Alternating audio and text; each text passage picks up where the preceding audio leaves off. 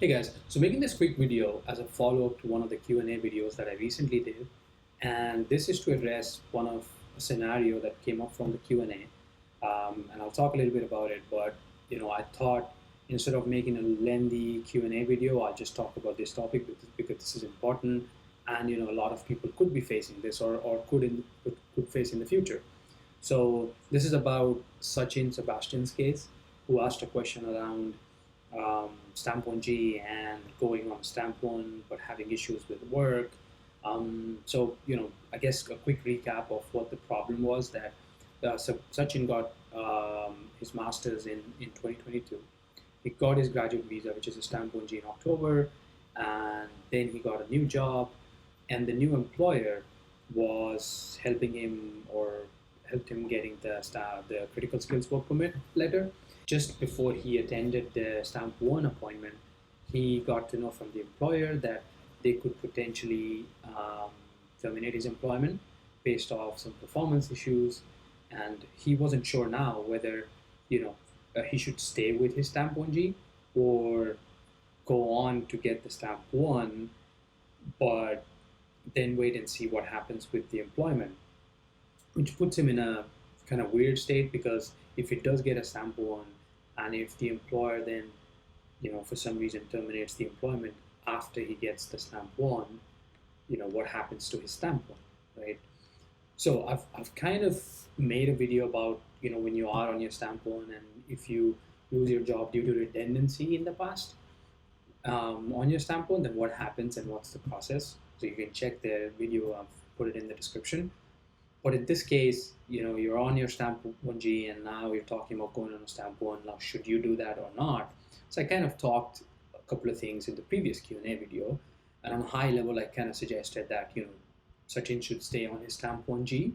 And that way, Stamp 1G still has its own benefits, about two years of validity or whatever is left on his Stamp 1G. And you can still start work with a new employer as soon as you get a job, so you'll be kind of free of any lockdowns with an employer.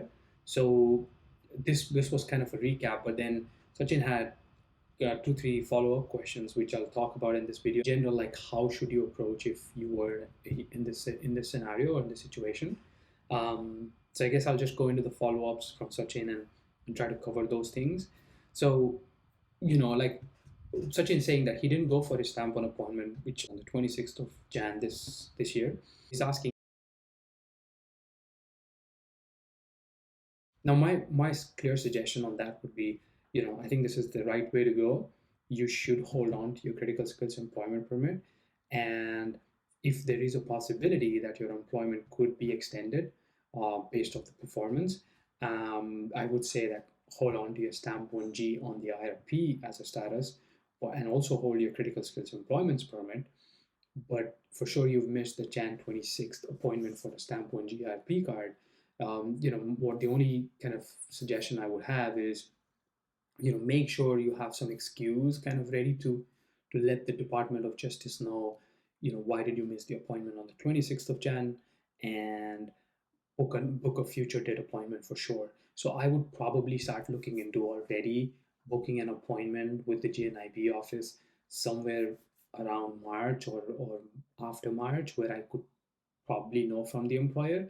That way, if the employer is happy with your performance and you do stay with the company, then immediately after that, you should be able to get an appointment.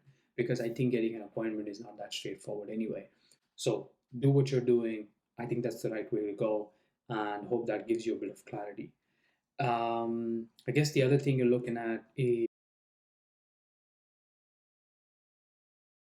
so you're right about it. So if you do have a critical skills work permit, like one of the conditions is you can't change your employment for a year. You have to stay with the employer. But in your case, let's say if the termination happens, which I hope it doesn't, but if it does, then you have to look for a new job, work with a new employer to get your new critical skills employment permit. But if you were to stay with this company, and that case, for sure you're sticking with this company for 12 months.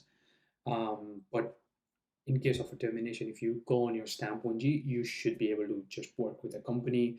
In the future, again, you'd need, like I said, a work permit. So I think with Stamp1G, you won't be kind of tied up to any particular rules as much, but with Stamp1 you would be, if that makes sense. The third thing you're asking about is, so first of all, I'm not 100% on that particular case of, if you go on a Stamp1 and you lose your job, you have to leave the country within 28 days. I don't think so, right? This is not something I'm aware of. I, I would probably argue with that.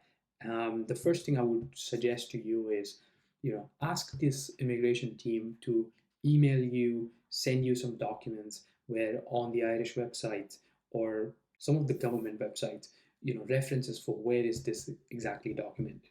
And by the way, if you do find out, please do share in the comments, right? Maybe something that we get to know and it's important and it'll be very useful for others as well. The second thing is that this is where, based on the first point that you made, about staying on your graduate visa, is probably the wiser thing to do. So you stick on your stamp G. That way you don't end up in having to go through these complications, because your Stamp1G is still a valid visa and allows you to work and stay for a long time. There's another follow-up, which is, so, when you talk about surrendering your employment permit, that happens when you are terminated from this job, right? So that is only, you will notify the employment department to let them know that this employment permit needs to be cancelled because the job is not there anymore. But you have to wait until March to know that. If after March you're not able to continue with this company, you have to let the employment department know. And that way you are still on your Stamp1G because the IRP card status hasn't changed. So that way you're fine. I hope that makes sense. And if you still have any follow-up questions, because I understand this is a kind of weird situation and something maybe you don't want to end up in, but it's fine. It's not that bad. It's not the end of the world. But if you do have any further questions, need any clarity, let me know in the comments and I'll try and get back to you. But hopefully this helps any other people who might be facing this or might in the future. And that's why I thought of making it separate to keep it short as well. Yeah, so if you guys have any further questions, please let me know in the comments and I'll try and get back to you in the next videos. Thank you.